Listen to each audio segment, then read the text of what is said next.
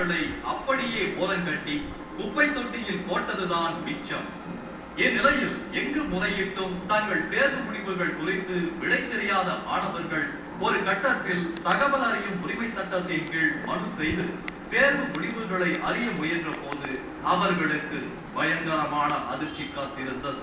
பொறியியல் கல்லூரின்னு சொல்லும்போது அதனுடைய நிர்வாகம் டோட், அதாவது டைரக்டர் ஆஃப் டெக்னிக்கல் எஜுகேஷனுடைய அனுமதி பெற்று எவ்வளவு மாணவர்களை சேர்ப்பதற்கு அனுமதி கொடுக்காங்களோ அந்த மாணவர்கள் அளவுக்குள்ள மாணவர்களை அவங்க ஒவ்வொரு பாடப்பிரிவிலையும் சேர்க்கணும். ஆனால் பணத்துக்காக மேற்கூறிய Maria College of Engineering and டெக்னாலஜியில் ஒவ்வொரு பாடப்பிரிவிலையும் டோட்டுக்கு அனுமதி இல்லாமல் அளவுக்கு அதிகமான மாணவர்களை சேர்த்திருக்காங்க.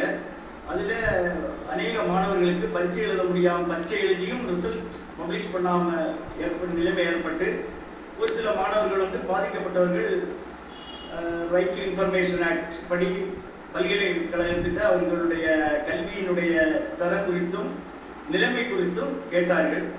அப்போது public information officer of the Anna யூனிவர்சிட்டியிலிருந்து உங்களுடைய அதாவது அட்மிஷனை டோட் அங்கீகரிக்கவில்லை, அங்கீகரிக்கப்படாமல் நீங்கள் கல்வியில் கற்றுக்கொண்டிருக்கிறீர்கள்